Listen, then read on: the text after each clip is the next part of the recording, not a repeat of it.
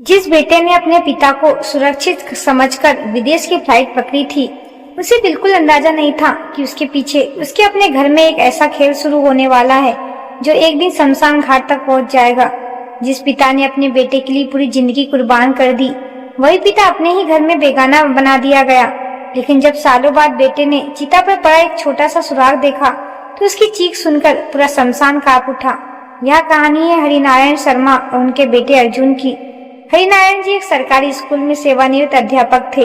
पत्नी के गुजर जाने के बाद उनकी पूरी दुनिया सिर्फ उनके इकलौते बेटे अर्जुन में बसती थी। उन्होंने अपनी हर खुशी छोड़कर बेटे को पढ़ाया लिखाया और उसे इस काबिल बनाया कि उसे कनाडा की एक बड़ी कंपनी में नौकरी मिल गई।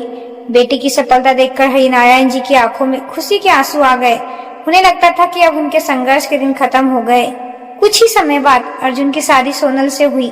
शादी की शुरुआत दिनों में सोनल इतनी सेवा करती कि मोहल्ले वाले भी उसकी तारीफ करते। वह हर सुबह हरिनारायण जी के पैर छूती, उनके लिए चाय बनाती और सबके सामने कहती, बाबूजी मेरे लिए पिता समान है। हरिनारायण जी भी उसी बेटी से बढ़कर मानने लगे। तभी अर्जुन को कंपनी की तरफ से 3 साल के लिए कनाडा भेजे जाने का आदेश मिला। वह खुश भी था और परेशान भी। उसने पिता से कहा, बाबूजी मैं आपको अकेला छोड़कर नहीं जा सकता, आप मेरे साथ चलिए। हरिनारायण जी ने मुस्कुराकर बोला, बेटा मेरी दुनिया यही है, तू बस अपना भविष्य बना। तभी सोनल ने आंसू बहाते हुए कहा, आप बिल्कुल चिंता मत कीजिए, बाबूजी अब सिर्फ आपके नहीं मेरे भी है। मैं इनकी सेवा में कोई कमी नहीं छोड़ूंगी। बेटे ने अपनी पत्नी की बात पर भरोसा कर लिया। उसने पिता को गले लगाया और भारी मन से विदेश चला गया। लेकिन अर्जुन की फ्लाइट उड़ने के सिर्फ 3 दिन बाद सोनल का चेहरा पूरी तरह बदल गया। उसने अपने भाई रोहित और माँ कमला को घर बुला लिया। तीनों की नजर हरिनारायण जी की पेंशन और मकान पर थी। अगली सुबह रोहित सीधे हरिनारायण जी के कमरे में घुसा और उनका सामान बाहर फेंकने लगा। हरिनारायण जी घबराकर बोले, बेटा यहाँ क्या कर रहे हो? रोहित हंसते हुए बोला, अब यह कमरा मेरा है, तुम पीछे वाले पुराने कमरे में रहोगे। हरिनारायण जी ने सोनल की तरफ उम्मीद से देखा, लेकिन उसने ठंडी आवाज में कहा, बाबूजी अब यही ठीक रहेगा। यह सुनते ही हरिनारायण जी का दिल टूट गया। जिस बहू को उन्होंने बेटी माना था, वही आज उन्हें उनके घर से निकाल रही है। रोहित ने उनका हाथ पकड़कर उन्हें घर के पीछे बने पुराने अंधेरे और सिरन भरे कमरे में धक्का दे दिया। हरिनारायण जी चुपचाप फर्श पर बैठ गए। उनकी आंखों से आंसू बह रहे थे। उन्हें नहीं पता था कि यह तो उनके दर्द की सिर्फ शुरुआत थी। विदेश में अर्जुन अपनी नई नौकरी में दिन रात मेहनत कर रहा था। उसे पूरा भरोसा था कि उसके बाबूजी घर पर सुरक्षित है। इधर घर में हरिनारायण जी की जिंदगी बदल चुकी थी। सुबह होते ही रोहित उन्हें गालियां देकर जगाता और कहता, मुफ्त की रोटी तोड़ते हो, काम भी करना पड़ेगा। 70 साल की उम्र में उनसे आंगन साफ करवाया जाता था, पौधों में पानी डलवाया जाता था और भारी सामान उठवाया जाता था।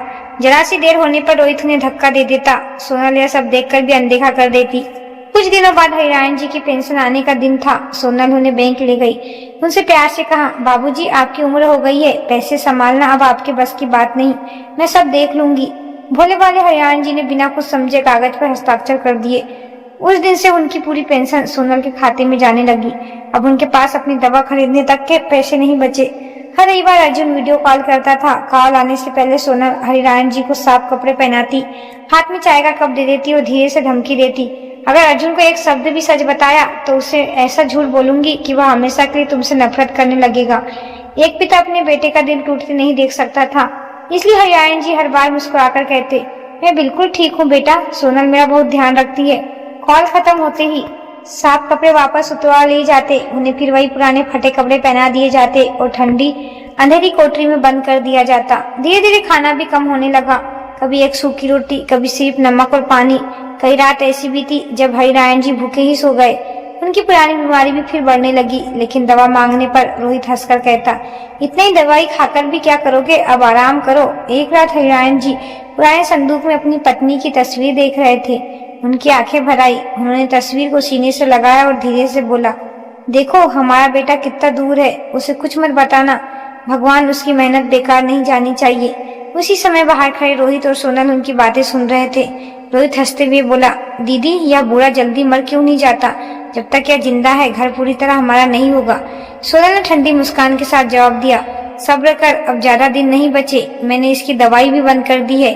दिसंबर की कड़ाके हुई ठंड शुरू हो चुकी है। हरिनारायण जी के पास ओढ़ने के लिए सिर्फ एक फटी हुई चादर थी। उनकी खांसी अब पहले से कई ज्यादा बढ़ चुकी थी। कई बार पूरी रात उन्हें सांस लेने में तकलीफ होती, लेकिन उनकी आवाज सुनने वाला कोई नहीं था। उधर कनाडा में अर्जुन को बार बार बेचैनी हो रही थी। उसे एक रात अचानक बिना बताए वीडियो कॉल कर दिया। सोनल घबरा गई। वह दौड़कर हिरायन जी के कमरे पहुंची, उन्हें जल्दी से साफ कुर्ता पहनाया और गुस्से में बोली, अगर अर्जुन को कुछ भी बताए तो याद रखना, मैं उसे हमेशा के लिए तुमसे दूर कर दूंगी। कॉल शुरू हुई। अर्जुन ने मुस्कुराकर पूछा, बाबूजी आपकी तबीयत कैसी है? हिरायन जी ने कांपते होठों से मुस्कुराने की कोशिश की। मैं बिल्कुल ठीक हूँ बेटा, तुम बस अपना ध्यान रख। लेकिन इस बार अर्जुन की नजर पिता के कांपते हाथों पर पड़ गई।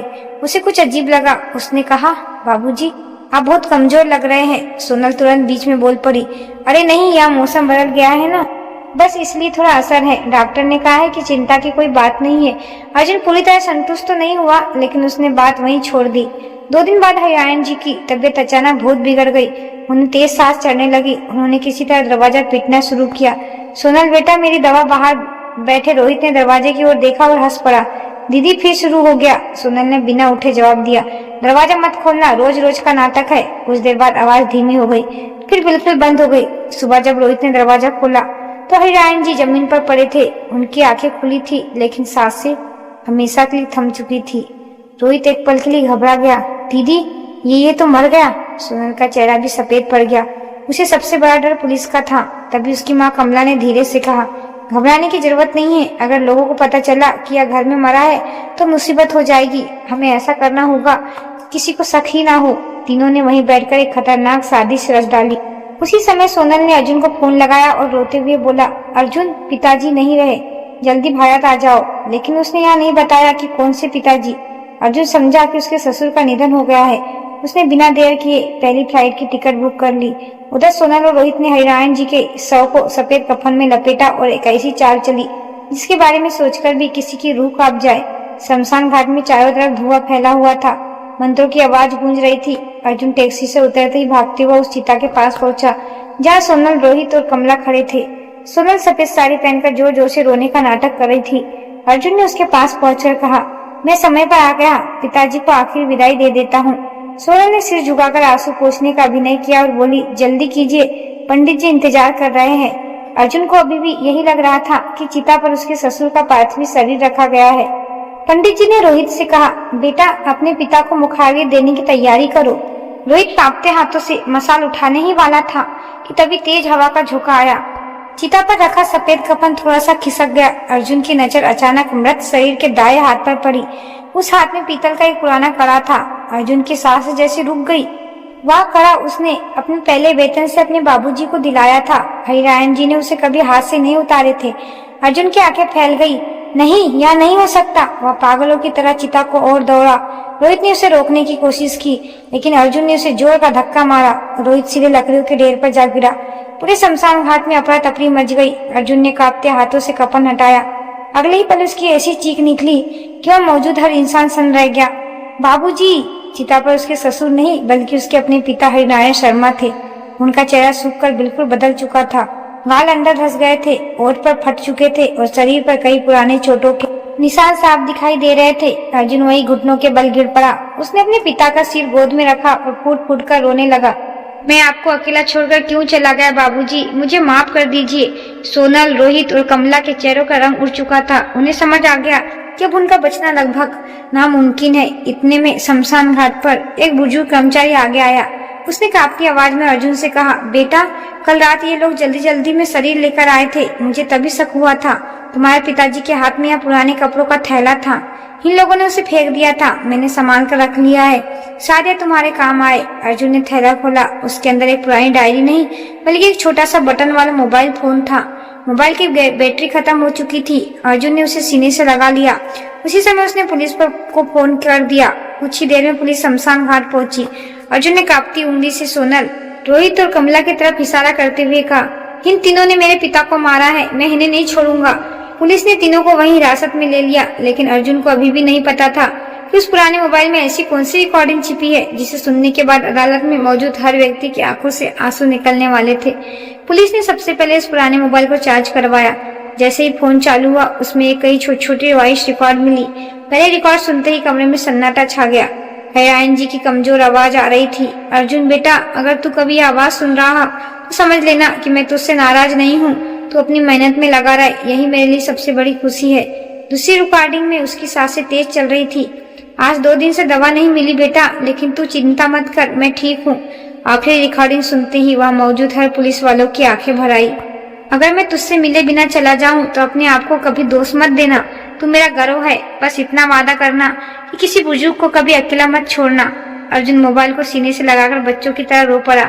उसे महसूस हो रहा था कि उसके पिता आखिरी सांस तक उसी की चिंता करते रहे। जांच शुरू हुई तो पड़ोसियों, मेड और बैंक के रिकॉर्ड ने सोनल, रोहित और कमला की सारी साजिश खोल दी। यह भी साबित हो गया कि हरियाणा जी की पेंशन पर तीनों ने कब्जा कर लिया था। उन्हें दवाई नहीं दी गई थी और महीनों तक अमानवीय व्यवहार किया गया। पोस्टमार्टम रिपोर्ट ने भी स्पष्ट कर दिया कि उनकी मौत लंबे समय तक उपेक्षा, कुपोषण और इलाज न मिलने के कारण हुई थी। कुछ महीनों बाद अदालत में फैसला सुनाया गया। जज ने कठोर शब्द में कहा, जो लोग अपने ही परिवार के बुजुर्ग के साथ ऐसा व्यवहार करते हैं वे समाज के लिए खतरा है। लालच में इन्होंने इंसानियत को शर्मसार कर दिया। अदालत ने सोनल, रोहित और कमला को कठोर कारावास की सजा सुनाई। फैसला सुनते ही सोनल रोते हुए अर्जुन के पास गिड़गिड़ाने लगी, लेकिन अर्जुन ने उसकी तरफ एक बार भी नहीं देखा। उसने सिर्फ इतना कहा, ये इंसान ने मेरे पिता की दया नहीं समझी, उसके लिए मेरे दिल में अब कोई जगह नहीं है। कुछ समय बाद अर्जुन ने अपने पिता के नाम पर हरियाणा सेवा सदन की स्थापना की। वहां बुजुर्गों को आश्रय दिया जिन लोगों ने अपने बच्चों को अकेला छोड़ चुका है। अर्जुन रोज उनके साथ बैठता, खाना खिलाता और उनकी बातें सुनता। हर बार किसी बुजुर्ग के चेहरे पर मुस्कान देखकर उसे लगता कि शायद उसके बाबूजी कहीं न कहीं उसे आशीर्वाद दे रहे हैं। दोस्तों, माता पिता हमारे जीवन की सबसे बड़ी पूंजी होती है। वे अपने बच्चों के लिए पूरी उम्र संघर्ष करते हैं, लेकिन बदले में उन्हें सिर्फ सम्मान, अपनापन और 2 मीठे बोल चाहिए होते हैं। धन दौलत फिर से कमाई जा सकती है, लेकिन माँ बाप का साथ एक बार छूट जाए तो कभी वापस नहीं मिलता। इसलिए जब तक वे हमारे साथ हैं, उनका आदर कीजिए, उनका ध्यान रखिए और उन्हें कभी अकेला मत छोड़िए, क्योंकि उनके आशीर्वाद से बड़ा इस दुनिया में कोई धन नहीं होता। दोस्तों, अगर इस कहानी ने आपके दिल को छुआ हो तो वीडियो को लाइक, शेयर, कमेंट करें जरूर। और आप कौन सी जगह से देख रहे हो वो भी कमेंट करें। धन्यवाद।